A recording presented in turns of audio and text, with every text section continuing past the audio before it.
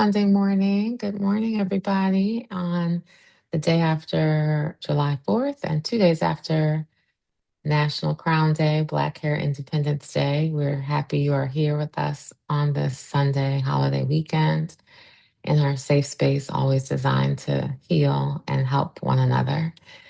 God grant me the serenity to accept the things I cannot change, the courage to change the things I can, and the wisdom to know the difference. And this morning, we have our monthly expert session, open session, we sometimes call it, with Dr. Linda McGhee, our resident expert here, who's been here with us since day one. Many of you know her. In fact, I recognize many of the names on the call today, except for a couple.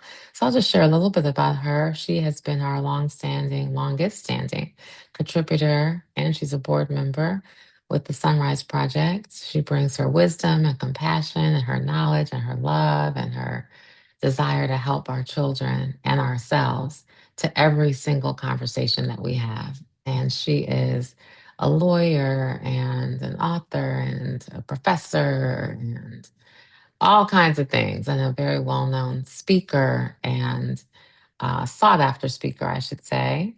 And she's a friend. She's a friend of SonRise, a friend to me personally. She probably works with some of you personally as well. And she's back this morning to talk about breaking generational chains of freedom, because we thought, it's National Crown Day on Friday. Mhm. It's the world, or the US celebrated 250 years of independence yesterday. And we were talking about, does it make sense to talk about freedom, and how do we create Right. freedom for our children when many of us were not raised free? I know I wasn't, and I Yes. tend to parent how I was parented, which was Right. under all kinds of control. So our conversation today is really talking about how we can learn to parent free and, importantly, provide an open session for conversation. So if somebody has a specific issue you're dealing with, or a challenge you might be facing, or a conversation you just had with your loved one or adult child or teenage child, this is the space for us today. So, Dr. Linda, welcome. I'm going to turn it over to you. Welcome. Thank you so much, Kelly. Two things came to mind. I had the privilege of just speaking at the International Law and Mental Health Conference in Montreal. It was actually on Friday. So I flew back in night before last. And I wanted to tell everyone that, the world sees us and they see our struggles right now. And I got a lot of positive feedback on how Americans are leaders in terms of thinking about mental health and culture. And so I just want to let you all know that people around the world see us, they see our struggles, and they see our efforts to lead. And it's very much appreciated. Mm, yes. And then the second thing that so it was a privilege for me to bring that message about Black people, mental health, bipolar disorder, and the legal system Hmm. to to the world. And second of all, I wanted to just say, because Kelly won't say, is that Kelly was really, really instrumental in the Crown Act. And part of what I wanted to Mm, talk about today fit in perfectly with that, because we talk about how we're parenting through trauma, but I also wanted to talk about things that help us, like what we call in psychology protective factors. mm. And for I example, didn't know if there was such a thing as a protective factor. yes, I've never heard that. there are things that help when our children who are in marginalized oppressive systems have certain Hmm. things going for them. And I'll talk a little bit about that in a second. Those are called protective factors, right? And so, for Okay. example, education is partially a protective factor for women, for Black girls, right? If Mm, you get them educated, if you get them through college, that's a protective factor. They tend to do better. huh. Um, but one of the reasons why I wanted to talk about this is that there's things that we can do to help our children in terms of cultural identity, and there Yes. hair is one of them, right? Making Mm-hmm. them feel good about themselves, making them feel good about their natural hair, um, using all kinds of styles, right? Mm-hmm. But that's one of the things that gives them positive Yes. self-esteem. And when children have positive racial self-esteem, and you've Yes. built that into them, then that's a protective factor, right? That's That's a interesting. good Yeah, parenting point, right? They that's feel right. better about themselves. They go out there and they project that to the Right. world. It's a self-love that they hear. I Yes. remember we talked about Mhm. this on one of our calls. If But you yeah, say, as a parent, if I say, "Oh, I really don't like my legs," and I'm seeking this right. out, my mother used to always say, "Oh, I don't like my legs. I don't like my Hmm. legs. I don't like my legs." So I thought there was something wrong with my legs. I'm Right. thinking, well, that's my mom, and we have the same legs, but I actually really like my legs, But even last weekend, we were at a celebration of life in Cleveland, one of my best friends, and she wanted her father, who had passed, wanted people to wear, he played golf and tennis almost every day. And so it was at a golf club, the celebration, and he wanted people to wear golf and tennis attire. So, which, is different and awesome all at the same time. And so I put on a little tennis skirt and was self conscious for a moment. But then I was Hmm. like, I actually like my legs. There's nothing wrong with my Right. legs. And we had a great conversation about that because my mom said, I can't wear a skirt. I'm like, I don't like my Right. legs. So You have we your father's we legs. call that legacy parenting, right? Yes, What yes, did you know? What got passed on? Right? right, And one of right. the things that I was going to say about my mother is that she had her issues, and she was critical, and a lot of our mothers are critical about our weight and all these things. But she also had like a lot of good positive racial self-esteem. So she thought light people and dark people were equally nice looking. That's great. No colorism. No Yeah, there was colorism. I That's didn't good. grow up with that, and which I as an Hmm. adult I found out that that was really really good. Yes, But another thing is that when you have your parent that's positive and gives you things that are positive, so like they help you contextualize yourself and race, so they don't ignore yes, issues. You come home with an issue, right? right, They address the issue, but they also help you to move and navigate it instead of just railing against it or just using things like we say they're called legacy parenting, that sort of evoke the past. Like you have to be three times better. Like that just puts more pressure on the kid. That doesn't right, that doesn't help. And but the thing is, we were taught that that was the best thing you could do right. because you know, in many instances, you do have to be better. But like saying Hmm. that and Right, parenting that way in these high stress environments where the children are already in these high academic environments, it's not helpful. right. And it's just like, but when you say that in a group of people of color, that's a very controversial comment. Same as like Hmm. talking about Hmm. not spanking. Same as talking Hmm. about we make fun of quote unquote gentle parenting because we think that's too soft. Hmm. So there are ways, my point being is that there are ways to parent that can help. And but that we have to, like we said in our intro, we have to break cycles. Right, right. Like, and that's really hard because what comes out of your mouth is what your mother said and That's what your right. dad said. Then it's the controlling behavior. I was Mhm, having a conversation about just fireworks yesterday. We never went to mhm, watch fireworks. It was just not mhm, a thing in our house. mhm, We never went to parades. Just not a mhm. thing. I don't know.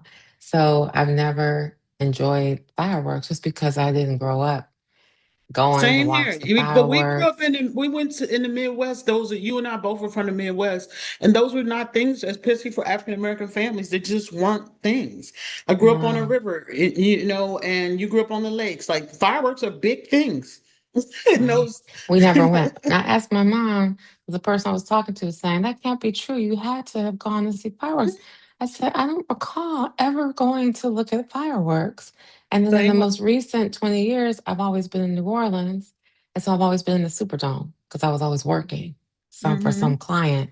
So it was work all day, try to put some pain things on my feet, and then go to the Superdome for, to enjoy the concerts in right. years past with clients. So I don't, so 4th of July was never a thing at all for hmm me. And my mother said, I said, hold on, let me just ask. And she said, we went maybe once or twice when y'all were little, but that's it. And so Right.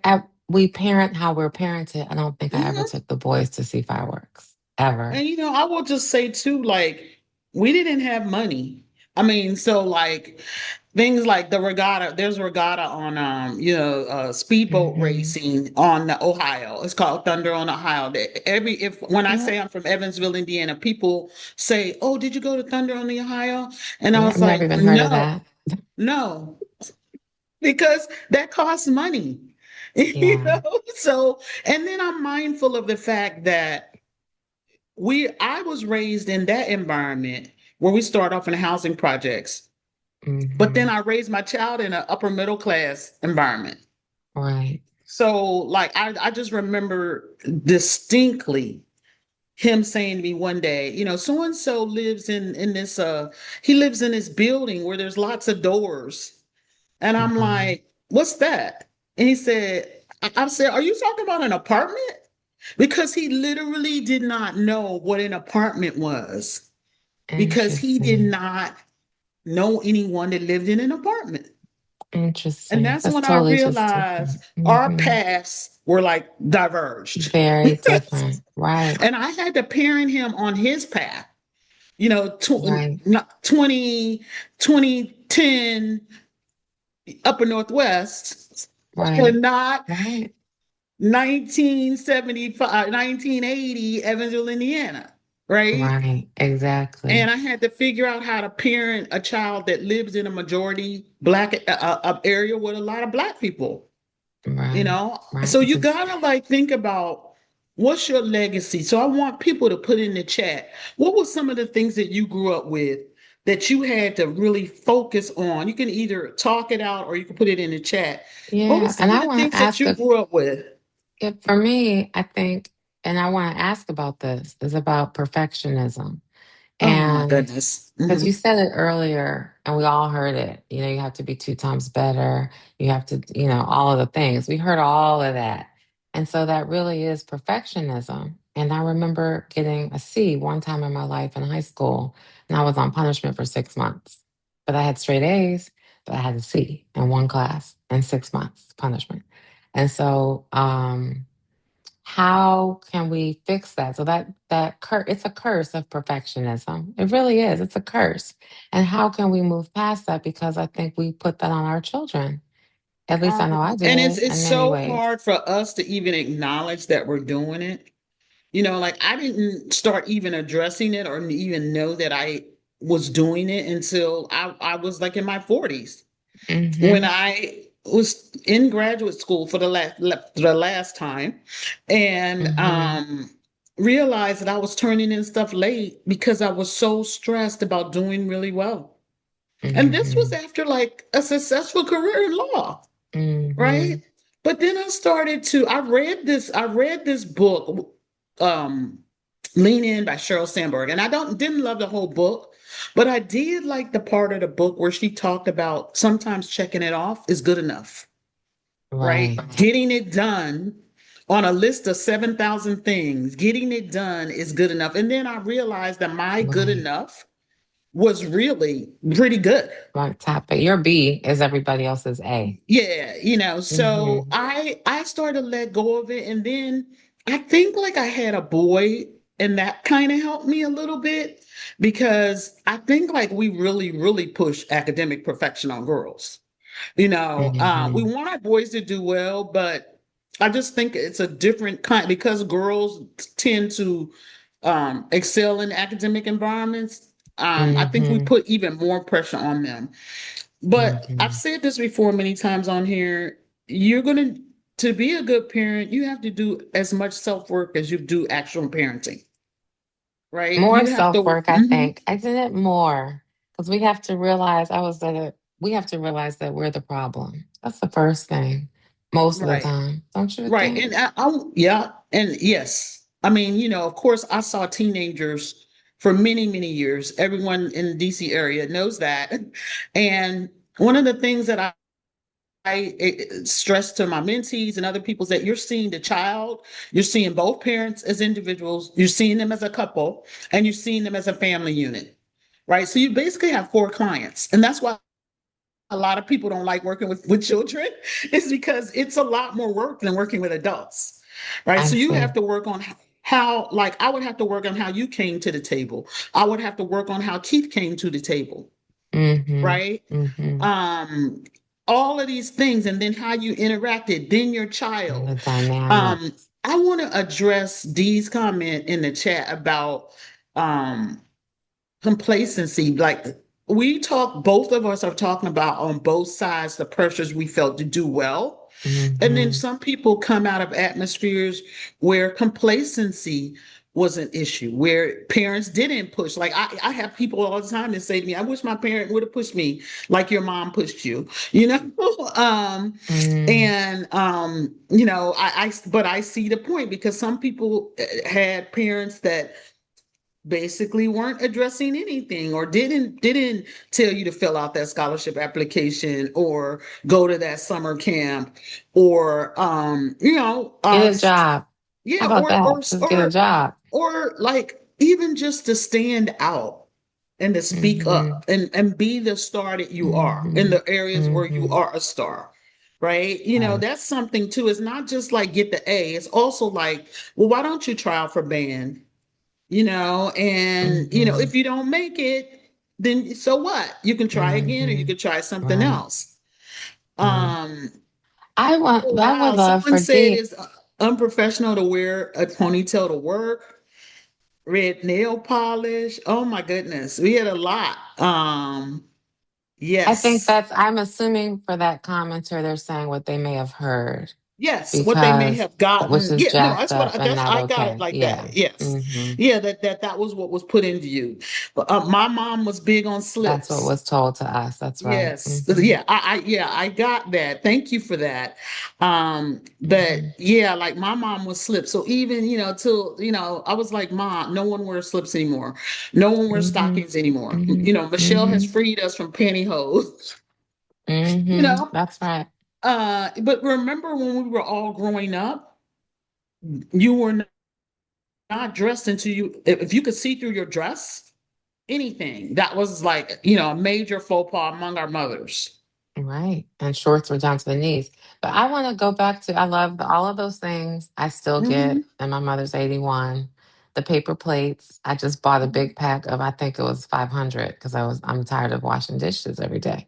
So I bought them and she fussed about that. And I said, Mom, don't make our lives so much easier. And she let it go. And I said, it's all good. But I wanted to go back to Dee's question, Dr. Dee's question or thought when she says my experience is much different from Kelly's. I consistently try to steer away from my mom's thought pattern of complacency. So does that mean you push and not allow complacency, or does that mean That's how I'm I not interpreted clear? it. Okay, But Dee, maybe you could come and tell us. because I feel like I got pushed, but then it was self pushing. But I don't know when that happened, where I felt like I had to be perfect. I'm not sure when that happened. But Yeah, it's what the did you mean? opposite. Um, I feel like my mom she still is, just complacent. I think Linda really summed it up. Mm-hmm. I filled out my own college applications. I mean, if I didn't do it, I guess I just wouldn't Mm-hmm. have gone. Um, she Mm-hmm. wasn't someone who came home from work and, did you do your homework or was upset that I didn't do it. I mean, she got upset over other things, but life is just life, no. Um, oh, she was fine with paper plates because she bought paper plates. So her Mhm. life is more of convenience than forward thinking. And so both my sister and I try very hard to not be that person. Do While you I would think you like to found the think, balance? I don't think I have. I honestly no. Mm-hmm. With my kids, I do like Kelly, I think I went to my first movie. Lord, I may have been married at that point or dating. What? We didn't go to Mm-hmm. parades. We didn't do any of those things. Like we didn't travel. Like my mom went to work, she came home. She talked on the phone. She's, a big smoker. So I'm anti all of those things. Like I don't smoke. I don't, I'm working on practicing self-care because I've Mm-hmm. seen, the detriment that it has when you do put yourself first. Mm-hmm. And so I pour into my kids immensely so that their experience of me and of life is very different. So I think Mm-hmm. I know that's always been my thing. Like when my children become adults, well, they are adults now, but my thinking then was when they become adults, I want their memories of their childhood Mm-hmm. to be fond. I mean, not everything's going to be great, but at least I want them to appreciate their foundation. So, That's um, great. so that's what I mean by Yes. complacency. Like me, like even now, if I say I'm tired, my mom's like, well, sit down. Right. Well, I don't feel Right. like cooking. She was like, well, then don't. They can eat cereal. I would never give my kids cereal for dinner. Right. Like if Oh, they, see, I would. I was trying. I mean, if they want it, they can have it, but that would never be my plan. Like they can certainly have leftovers, but I would never plan for my children to have cereal for dinner because I don't feel like cooking. So, Well, the reason why I asked you that question, Dee, is because a lot of times what I see clinically is that people either do exactly what their parents did or they swing opposite, That right? was me. Mm-hmm. And swing opposite to, an extent that In is some point. like, Mm-hmm. I found myself swinging opposite, but I had a child that was somewhere in the middle, right? He didn't need a lot of the things that I was trying to impose on him, and he's the kind of kid that kind of will let you know, right? But some of the things I had to swing back to the middle on, but some of the things like one of the things that was sensitive to me is that I'm a mom of 12 children. And so when you have Mm. 12 children, there's not a lot of individual time, Right. right? Just by definition. And so like I try to like be there for him, like individual, pick him up early on Fridays. Things that I think were good. Right. I was deliberate about where I put him in preschool because I know that, a lot of your foundation and your esteem starts in preschool, especially for African American boys, preschool and early childhood, right? Mm-hmm. To make them, but some of the things like just he didn't need a harsh hand. And so Mm-hmm. I just had to like, unlearn some of those things that my mother, did. And I want us to be real clear here about our parents. Our parents came through more trauma than us racially and economically, Mm-hmm. and they sacrificed so that we could get here. I mean, it was just like it was a whole town effort basically to get me into Mm-hmm. college, right? And to this day, Mm-hmm. when I walk the streets, it's like you're the one that left, right? That went Right. away at 17 and never came back. You're the one with the books, right? Mm-hmm. To this day. But Mm-hmm. I want to just like, I'm not apologizing for harsh parenting. I'm not apologizing for those of you that are listening that have been hurt by it and that we're still Mm-hmm. healing from. But I do want to just make Mm-hmm. the point that our parents saw more trauma than us. Our mothers were less protected than That's us. right. That's right. We have more options in terms of relationships and abuse than our parents did. And I just want to throw that point out there. That's really good. I want to just comment on a few of the notes also in the chat. Tracy said breaking cycles, and feel free to chat yourself, Tracy, but I'm going to read what you wrote if you'd like. It says breaking cycles was huge for me. My mom was a teen mom We never lived in a house. I was the first to go to college, no summer camps. Hmm. Religion was, quote, supposed to be a protective factor. Ooh, I that's a wanted whole to make, word. that's the whole word. Yeah. I Hmm. wanted to make sure to get married first, raise kids in a house with one neighborhood.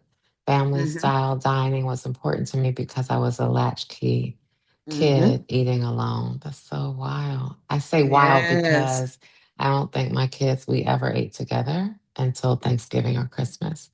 So twice a year, I made sure we sat at the table, which is deep. And my Well, mother I mean, made sure we sat down every night. but it Not one goes night to we went. what your goals were. And it's not just eating together, even though that we It's talk about that a awesome. lot, a lot of So research good. is on that. Mhm. It's to me that's symbolic, right? It Like it doesn't is. have to be eating together. It just has to be time, right? Like But that you're eating spending together with your is a children. beautiful thing where It, you can have conversation. And yes, as Tracy and Dee both were intentional about saying, making sure I had a family dinner, I made sure there was food, but it was on the stove and people ate whenever they felt like it, right. which is, But I'm just saying that that too can work in the context of a system. That's the only my only point. Like I hear what you're definitely saying, there's a but I don't lot think of so. good things I that don't come out think of it works. I'm yeah, sorry. I there's don't a think, I'm sorry to cut you off. Go ahead. Go ahead. no. I was just gonna say that eating together has been shown to have efficacy.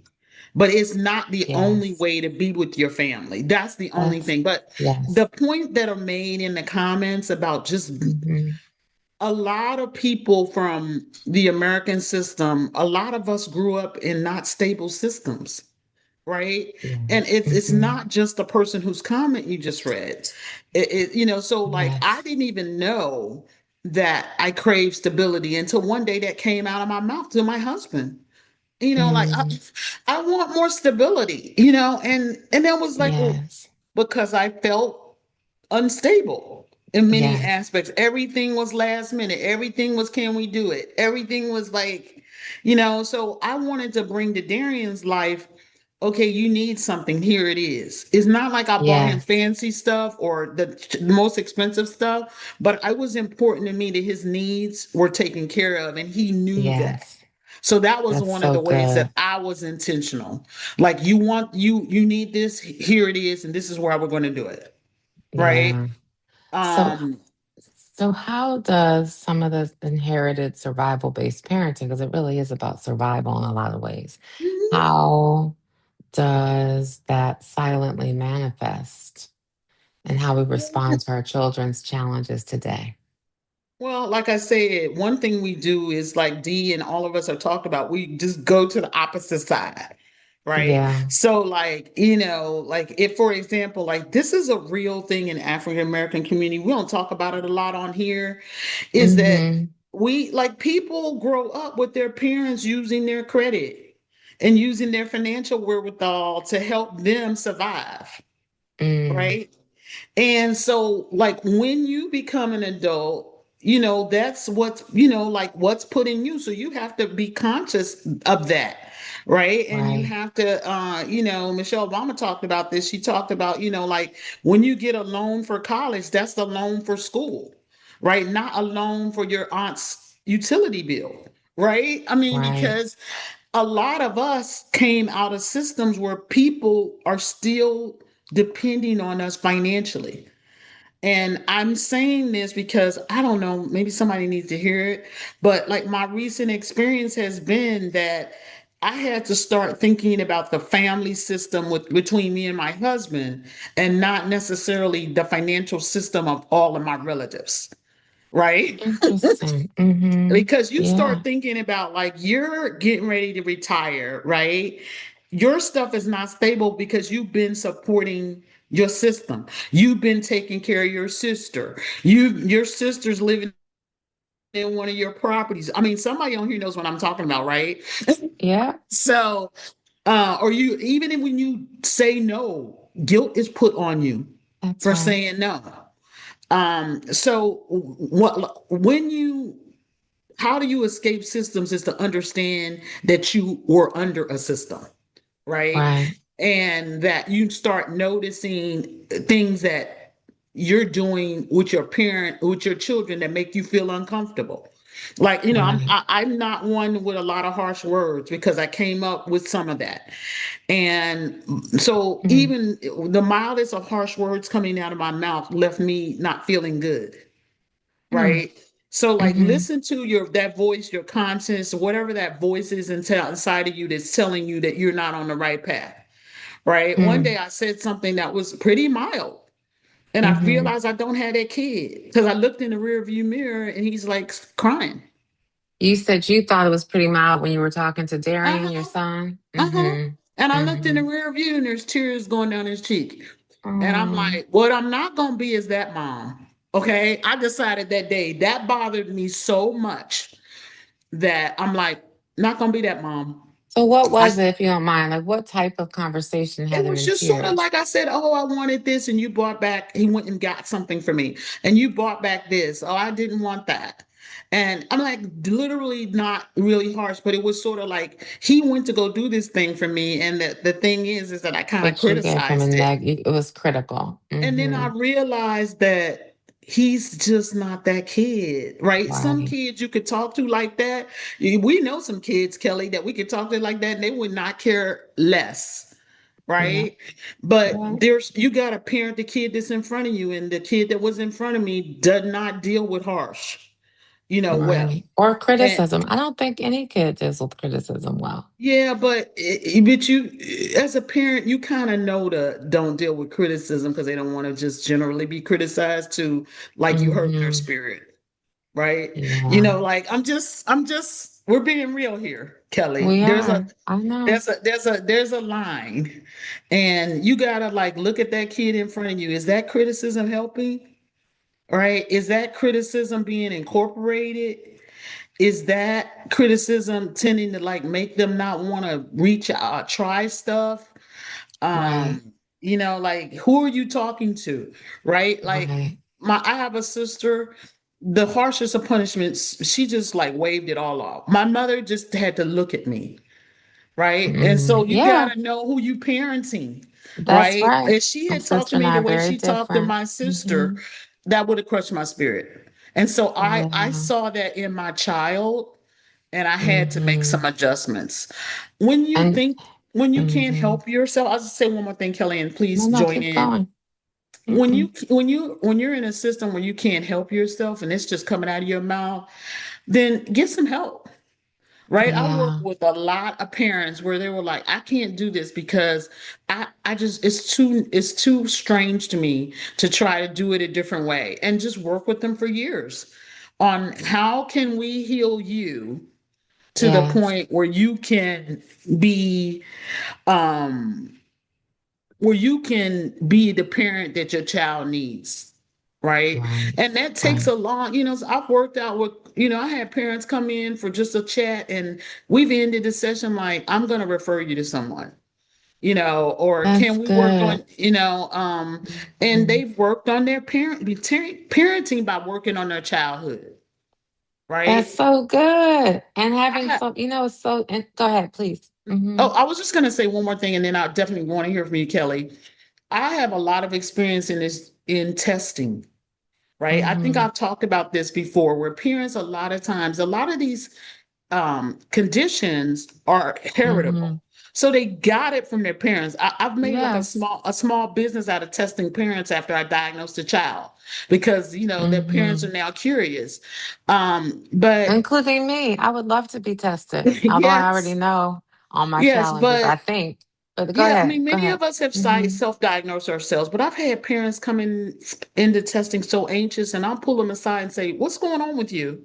Right? And they'll start Mm-hmm. crying because all of the Mm-hmm. systems where Black children were marginalized, they were put on short buses, they were called stupid. All of that comes out when they bring Mm-hmm. their kid to Bethesda in Right. 2025 to get tested, right? Because they Yeah. don't want their child to suffer. They It's don't, a they're childhood concealing. trauma. That's Yep. right. So what we bring to the parenting table is a lot of what we had to go through and what a That's right. man goes through. Like I just saw this recent study about Black boys They're teased when they're in special education, and even Black kids tease them, right? To Hmm. an extent that is, kind of bullying. Yeah, Like that's what your husband and that's what you're bringing to the table when right. you're Or in the parenting. single, there's a woman, Janice, that shared. She said, I struggled with being raised in a two-parent middle-class household, and I raised my three kids in a divorced household. And I think whatever the household is, as long as there's communication and love and happiness, it's okay. But I don't know your Mhm, situation, but I know you mhm. can be in a married relationship without communication and with, Right, distance, and your children, what they need to see more than anything is love. And if there's a partner or a spouse there and it's right, not being exhibited, that can be more detrimental right. than Like not we having just having being yourself and having we put love and so much on laughter. marriage. We Hmm. put so much on marriage, and I think there's a couple of reasons why we do that. One is that it's been Yes, drilled in our head that the be all and end all is to be married, right? a lot of people. And Hmm. then it's Hmm. harder economically and That's right. socially when you're not married, right? And then, all of everybody's telling us that you need a two-parent home to have the most successful child, even if that home is a sham, right? Um, Hmm. I just think that, a loving environment is really important. That's it. Being in an Mhm. environment where there's true caring, as opposed to a really high conflict situation. And what we know That's is right. that high conflict situations unsettle children terribly, right? And So, no like, conflict. Oh, I want to say this too. And no okay, conflict. Because you what do can you have mean the by that? opposite. What I mean by no conflict is no communication. I mean, calendar keepers and Uber drivers. And I mean, sometimes you can have healthy conversations and model how to have communication with another person where you disagree about something. But Mhm. learning how to communicate uh, and have a conflict about something and say, you know what, this is my perspective, that's your perspective. Let's talk through this. That is just as important, I think. And I've done a ton Yes, of work on myself over the last several years, and I avoided conflict and avoided communication because I don't like drama. I like peace. And I don't like what I right, used to think was fighting. But the reality is, my children don't know how to communicate at right, all because they never saw conflict at all because right. we were just there existing Right. contently. That, teaching ourselves how to deal with conflicts, to me, and my own personal Hmm. development, is one of the hardest things, is to That's right. deal with when there's a disagreement, to deal when there's problems.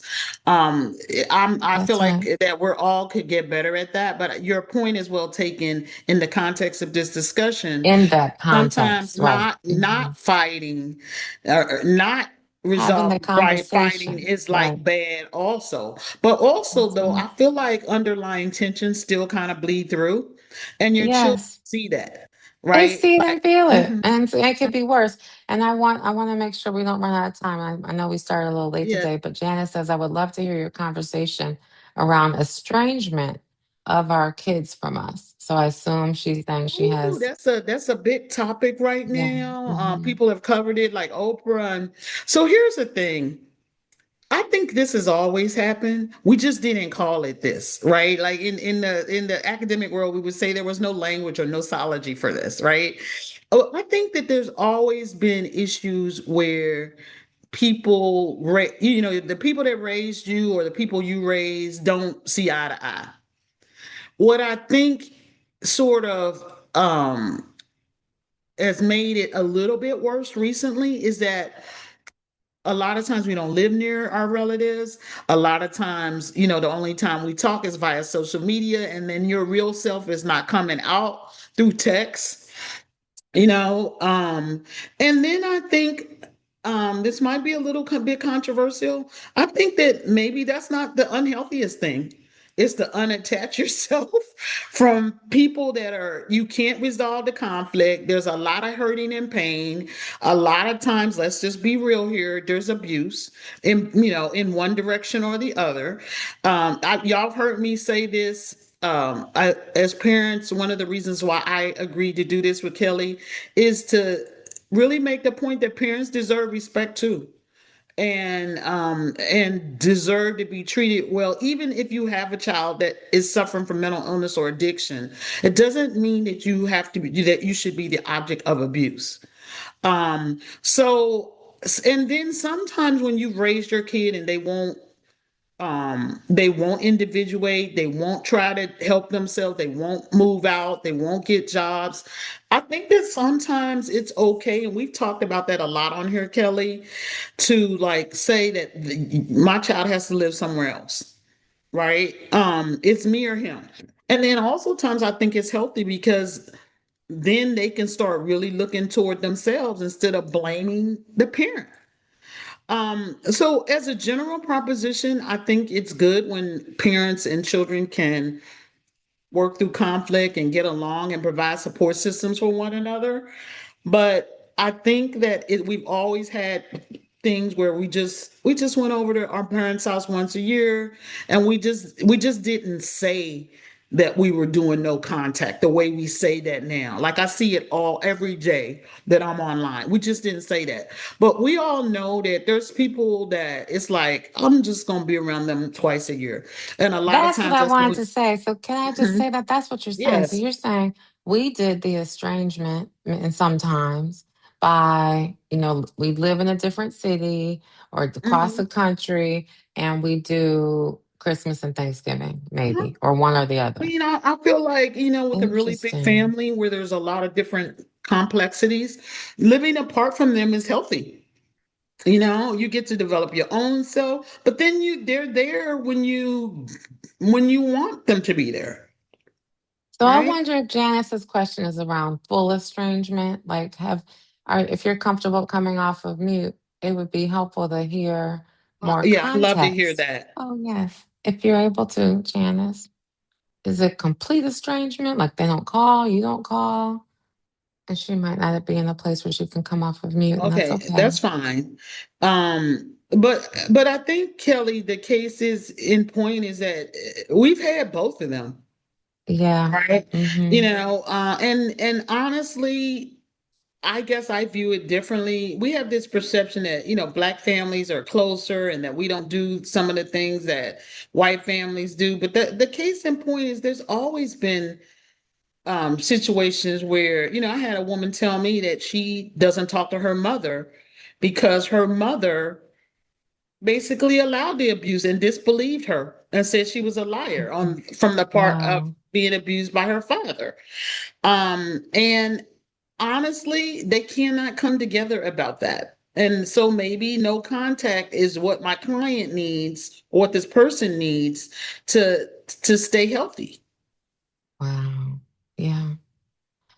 I And I I get that. And there's certain things that may never be discussed. That's what you're saying. Like there's or they're certain discussed, they things. may not be resolved. Like if your mother's still 25 Mhm. years, if this woman is still 25 years later saying that, you led your dad on and all this stuff and this didn't happen and That's not you okay. ruined My our mother, lives and that kind of thing, then that is not a person that is psychologically safe for you to have a relationship with.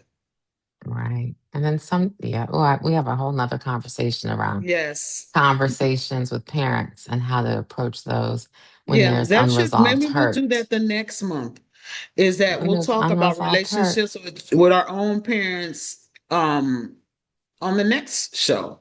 When there's, yeah, my mother brought up the name of a person the other day. She has dementia, but she said, "Is Tyranny Williams still alive?" I probably shouldn't have said that name out loud. But I looked Mm-hmm. over, and that was the high school boyfriend that was beyond really abusive, very, very Mm-hmm. dating violent Mm-hmm. situation. And I said, I don't know.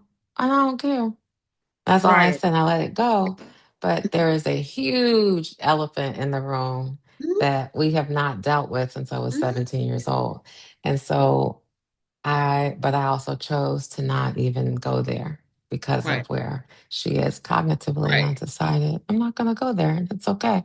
It'll never be discussed.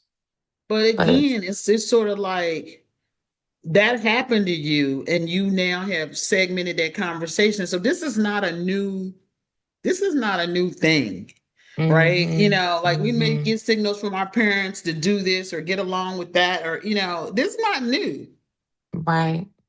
But you that was know. out of the blue. And I Yes, thought maybe this is an invitation to talk about it. But no, it would no. probably just get bad. But before we end up having to run Mhm. out of time, is there anybody that wants to come off of mute and Yes. share? I see Jill who said, this is really giving me some aha moments. Tracy says, wellness starts with us. The shift is real. That is so true. I see it. I got a text from Kyle this morning that brought me to tears. And then I sat with it for a minute and decided how to respond and chose to respond with nothing but positive energy. And it Mhm. felt really good. And we left it right there. And I'll see him, for his birthday. But anyone have anything else you have a question about or a situation you might be dealing with this morning that you want to get Dr. Linda's advice on? I'm looking to see if anybody's coming off of mute. If not, we can keep chatting. Nope, it's quiet Anybody, today. please interrupt at any time. But the one thing I wanted to bring up when we're talking about parenting is that to be aware of the fact that our children are operating in systems, and that the same things that happen to us, like children are perceived, our children are perceived to be older, less in need of compassion, adultified sexually, right? And shown in negative lights in the media. So like to understand that we're parenting in that environment, right? Where your Mm-hmm. 12-year-old girl is thought of as a sexual object, right? Mm-hmm. Thought of as needing less protection than Mm-hmm. her white counterparts, right? And to Right. just, like to know that, but then also to work on ways that you can still positively parent, Right. right? And to make them feel good about themselves and to make sure that they're in environments that are affirming. Right. Right. Sometimes we put our kids in these schools for various reasons, but they're not affirming places. And quite the opposite. I hmm sometimes wish I could get a do-over. I say that all the time. And then I get hmm over and then I work to really forgive myself and get over my guilt about Yeah, so many choices. It's an yeah. active thing. And yet, sometimes I say, oh, I wish I could get the time back and have some do-overs, but we can't. So all we can do is No. choose as we move forward to create a different relationship or a different situation. And it's an Well, with active Kelly, choice. we talked about this on this podcast a lot. We did what we were taught. We did what everybody around That's us is right. telling us to do. Right. I That's remember right. making a decision and everybody was telling me don't do it. I, I had Right. to just go like completely attached from Black America and my friends and everyone and go with what I knew was right because people are telling you what they think is best because that's what we've all been taught. That's right. That's right. And so like when you and I had that conversation that we had on the Belpre Road Starbucks about kids, yeah, every kid's not going to get it at 18.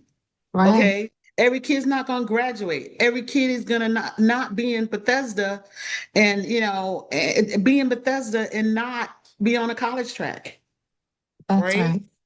But the thing is, the one thing I want to leave you with though is that if you think you did things that reflected poorly or that reflected the legacy of your parents, one, forgive yourself. Let it That's go. right. That self-punishment serves no purpose whatsoever. Forgive yourself. Know that you did what everybody, the conventional wisdom told you to do, right? What your That's right. parents told you to do, what your friends told you to do. That's But right. then second of all, like, is there ways that your kids are still here? Like, is Right. there ways that you can like get closer to them and support them in a way that's corrective of some That's of the right. things that were done? to try to make amends. I sometimes just say I made a mistake on that, Right. I do too. and try to like communicate with them that at least you understand that you didn't make the right call. That's basically all That's you can right. do and make amends for it. That's right. And I see a hand up, and I do work to forgive myself. Uh-huh. I love that. So, Jules, good morning. Good morning. Good morning. I have been very, very engaged in this conversation as I too have a mother with dementia and I have grown kids that are finally out my house. And I have to say, what has been very interesting, I have one grandchild and then I have my youngest who is going to get married.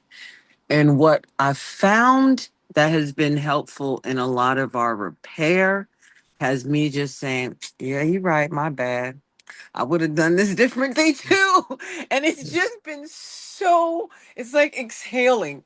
It's been wonderful being like, you know what? The more I grow up, the more I realize I could have done things differently, or even going through the process with them of saying, why do I do that? And so I do a lot of work Mhm. on the cycle of socialization. And it's something that I actually have just deeply done a lot of work, and it's also part of my like professionally, and it has been so the feedback I've gotten from the guys is they appreciate it. They That's really awesome. appreciate me having to say, oh, okay, I do that because mommy did that, and really going through that. I'm trying, call me out if you see me passing something that you don't think I should, because Yes. sometimes I just say, this is what you should do, knee jerk, instead of let me pull it away and see things differently.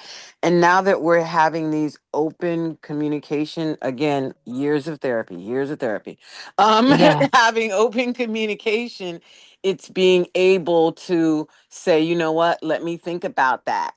And so what I'm Right. finding myself doing, which is blowing them away, but in a way it's also Yeah. making us closer, is me having to say, you know what? I don't even know. Right.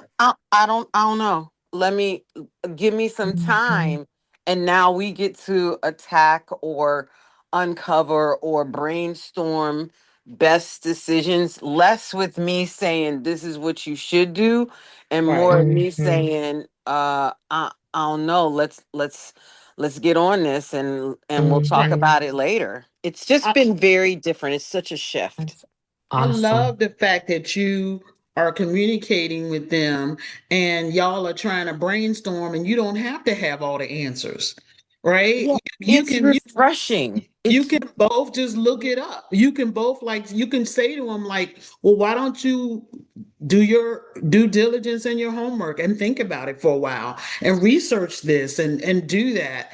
But that sort of feeds into the point of like there's time to make things right. Like sometimes your child will say something back to you Mhm. that you have no idea. I said, what? Right? When you were Hmm. 12, I said, what? Really? And you know it's Correct. true because the child has it in their head clear as day, Correct. right? And you don't even know you said it, right? And And it's like you Right. feel like you're apologizing for a separate person, but That's right. I think about the person that I was and the person that I am now, and there's virtually no overlap, right?